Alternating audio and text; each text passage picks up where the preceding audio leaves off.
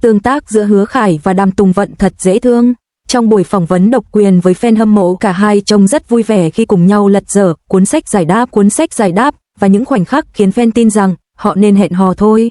Trong thế giới giải trí, có những khoảnh khắc được tạo ra để gây ấn tượng, nhưng cũng có những khoảnh khắc không cần cố gắng vẫn khiến trái tim người xem rung động, và câu chuyện bắt đầu từ một buổi ghi hình rất bình thường. Một chiếc bàn, một vài câu hỏi và một cuốn sách giải đáp. Ý tưởng rất đơn giản, hai người cùng lật một cuốn sách, mỗi trang là một câu trả lời ngẫu nhiên, dùng để giải đáp những câu hỏi vui, không kịch bản, không chuẩn bị trước, nhưng chính sự ngẫu nhiên đó lại khiến mọi thứ trở nên tự nhiên đến bất ngờ. Người đặt câu hỏi, ai sẽ là người chủ động trước? Họ nhìn nhau, không ai nói gì, chỉ cùng lật sách. Trang hiện ra một dòng chữ, người dũng cảm hơn. Một giây im lặng, rồi cả hai cùng bật cười. Đàm Tùng Vận quay sang nhìn anh, vậy chắc là anh rồi. Hứa Khải nhướng mày, sao em chắc vậy? Cô cười, vì em không dũng cảm lắm. Một câu nói nhẹ, nhưng ánh mắt lại không hề né tránh. Khoảnh khắc, lật nhầm, nhưng lại đúng cảm xúc. Đến lượt câu hỏi khác, nếu có một bí mật muốn nói, bạn sẽ nói với ai? Cô lật sách, nhưng lật hơi nhanh, trang chưa kịp dừng, anh đưa tay giữ lại, rất tự nhiên, không do dự. Cả hai cùng nhìn xuống một dòng chữ, người khiến bạn cảm thấy an toàn. Không ai nói gì ngay, nhưng lần này không có tiếng cười, chỉ có một khoảng lặng rất ngắn, nhưng đủ để khán giả cảm nhận câu trả lời không còn là trò chơi. Trong suốt buổi ghi hình, anh luôn vô thức nghiêng cuốn sách về phía cô luôn nhìn sang anh trước khi đọc to câu trả lời, và cả hai cười nhiều hơn bình thường. Không có gì quá lớn, nhưng mọi thứ đều quá tự nhiên. Phỏng vấn fan khi người ngoài nhìn thấy rõ hơn người trong cuộc. Sau buổi ghi hình, một cuộc phỏng vấn fan nhỏ được thực hiện, và câu hỏi duy nhất, bạn nghĩ gì về tương tác của họ? Tôi đã xem rất nhiều chương trình kiểu này, nhưng hai người này khác, họ không giống đang làm nhiệm vụ, họ giống như đang thật sự trò chuyện với nhau. Bạn có thể giả vờ cười, có thể giả vờ vui vẻ, nhưng ánh mắt thì không. Cách Hứa Khải nhìn cô ấy, không phải ánh mắt dành cho đồng nghiệp. Đàm Tùng Vận thường rất dễ thương, nhưng có khoảng cách. Nhưng khi ở cạnh anh ấy, cô ấy thoải mái hơn rất nhiều, kiểu như không cần giữ hình tượng. Tôi không quan tâm họ có thật hay không, nhưng nếu hai người như vậy mà không hẹn hò thì thật sự quá phí. Vì sao khoảnh khắc này lại khiến người ta tin? Không phải vì lời nói, không phải vì câu trả lời trong sách, mà vì họ không cần suy nghĩ quá nhiều, không cần diễn, mọi thứ diễn ra rất thuận. Cách anh giữ trang sách, cách cô nhìn anh trước khi nói, những nụ cười không cần lý do, đó là những điều không thể chuẩn bị trước. Có những giây không ai nói gì, nhưng lại khiến người xem cảm nhận được rất nhiều. Với anh, Hứa Khải có thể chỉ nghĩ đó là một buổi ghi hình, một trò chơi, nhưng những hành động của anh lại nói lên nhiều hơn thế. Với cô, Đàm Tùng Vận có thể chỉ cười vì vui, nhưng ánh mắt của cô lại không giấu được sự tin tưởng. Khi một cuốn sách không trả lời câu hỏi nhưng lại tiết lộ cảm xúc, cuốn sách giải đáp có thể đưa ra những câu trả lời ngẫu nhiên, nhưng điều khiến người ta nhớ không phải nội dung của nó, mà là cách hai người nhìn nhau khi đọc nó. Và có lẽ fan không cần một lời xác nhận, không cần một thông báo chính thức, chỉ cần những khoảnh khắc như thế này là đủ để tin rằng giữa Hứa Khải và Đàm Tùng Vận có điều gì đó rất đặc biệt. Hậu trường sau buổi ghi hình, khi họ bị ép phải trả lời thật. Buổi ghi hình kết thúc, máy quay chính đã tắt, nhưng một vài máy quay hậu trường vẫn còn hoạt động, và đó là lúc mọi thứ trở nên thú vị hơn bao giờ hết. Một thành viên trong ekip cười, hỏi nửa đùa nửa thật, hai người vừa nãy là diễn hay thật vậy? Không khí lập tức thay đổi, không còn là trò chơi, không còn câu trả lời có thể lật sách, chỉ còn hai người và một câu hỏi không dễ trả lời. Đàm Tùng Vận cười, nhưng lần này không phải nụ cười thoải mái như trước, mà là một chút ngại. Cô nhìn sang anh, như thể muốn đẩy câu hỏi sang phía anh. Hứa Khải im lặng vài giây, rồi nói, nếu là diễn, thì chắc tụi tôi diễn hơi quá rồi. Cả phòng bật cười, nhưng câu trả lời đó lại không hoàn toàn là đùa. Một người khác hỏi tiếp, vậy, có thích nhau không? Không khí lại im lặng, lần này không ai cười ngay. Cô cúi đầu, không trả lời. Anh nhìn cô một giây, rồi nói, câu này chắc phải hỏi riêng rồi. Một câu nói tránh, nhưng lại khiến mọi người ồ lên, bởi vì nếu không có gì, đã có thể phủ nhận ngay. Khi mọi người bắt đầu chuyển sang chủ đề khác, máy quay hậu trường vô tình ghi lại một chi tiết. Cô khẽ chạm nhẹ vào tay anh, rất nhanh, như một tín hiệu. Anh nhìn xuống, không nói gì, nhưng mỉm cười. Phản ứng của fan khi đoạn video trở thành bằng chứng sống. Ban đầu chỉ là clip phụ, không phải nội dung chính, nhưng chỉ sau vài giờ, nó trở thành chủ đề nóng. Câu trả lời,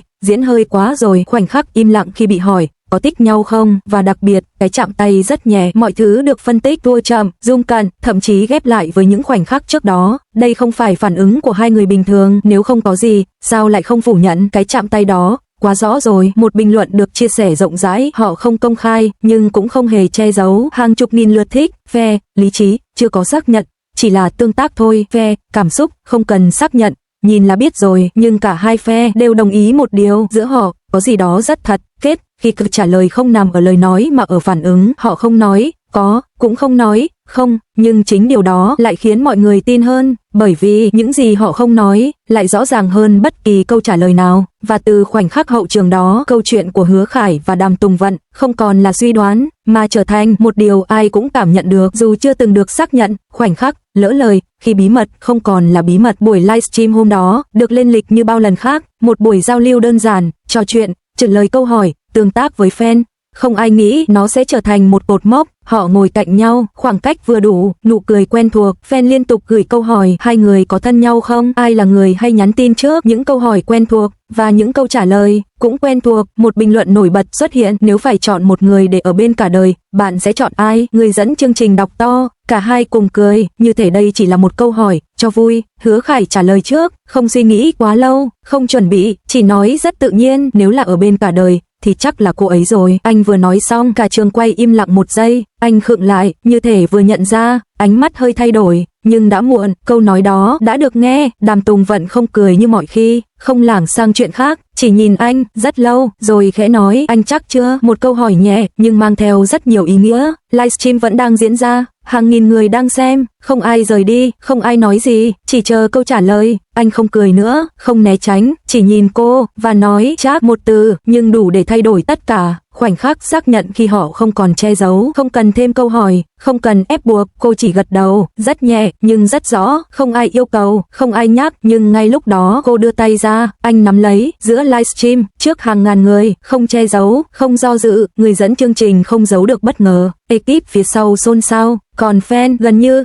đứng hình, phản ứng toàn mạng khi một khoảnh khắc trở thành lịch sử, số người xem tăng đột biến. Bình luận tràn ngập, họ vừa công khai à, tôi không nhìn nhầm chứ. Cuối cùng cũng xảy ra, chỉ vài phút sau, đoạn cắt livestream đã xuất hiện ở khắp nơi, mọi nền tảng, mọi diễn đàn, có người hét lên, có người khóc, có người chỉ ngồi im, vì không tin nổi. Một câu nói được lan truyền mạnh mẽ, chúng ta không cần chờ họ xác nhận, vì họ đã làm điều đó trước cả khi kịp nghĩ kết. Khi tình yêu không còn là bí mật mà là sự lựa chọn công khai, sau khoảnh khắc đó, họ không rút tay ra, không giải thích thêm, không sửa lời, chỉ tiếp tục buổi livestream như hai người đã không còn cần phải giấu điều gì nữa.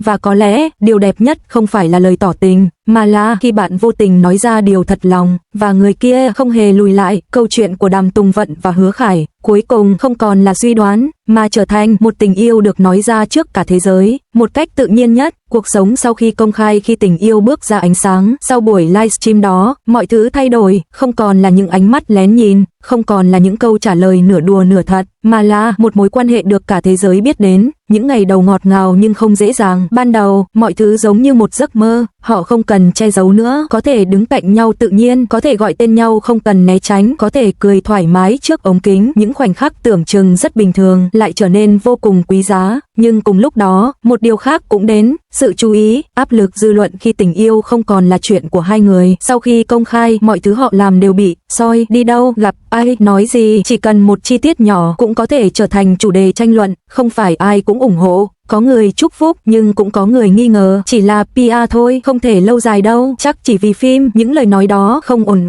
nhưng lại rất dai dẳng, không phải giữa họ, mà là giữa họ và thế giới. Có những lúc họ không thể thoải mái như trước, không phải vì không muốn, mà vì mọi thứ đều bị nhìn vào. Những thử thách khi tình yêu bị đặt dưới áp lực, lịch trình dày đặc, thời gian gặp nhau ít hơn, có những ngày chỉ nhắn vài tin rồi lại bận, nhưng điều khó nhất không phải là khoảng cách, mà là không được phép yếu lòng trước công chúng. Một bức ảnh, một tin đồn, một tiêu đề không rõ ràng, đôi khi cũng đủ để tạo ra hiểu lầm, không phải giữa họ, mà giữa họ và người khác. Cách họ bảo vệ nhau không ồn ào, nhưng rất chắc chắn, không tranh cãi công khai nhưng luôn đứng về phía nhau. Họ không lên tiếng mọi lúc, không phản bác từng bình luận, nhưng khi cần, họ xuất hiện cùng nhau. Chỉ cần vậy, đã đủ để trả lời. Anh luôn đi chậm lại để chờ cô luôn nhìn anh khi có câu hỏi khó, và họ không buông tay khi đứng trước ống kính. Không cần nói nhiều, nhưng ai cũng hiểu họ đang bảo vệ nhau. Có một lần, trước một tin đồn lớn, Hứa Khải chỉ nói một câu, chuyện của tôi và cô ấy, không cần giải thích với người không hiểu, ngắn nhưng rõ. Sau đó, Đàm Tùng Vận nói, chỉ cần chúng tôi hiểu nhau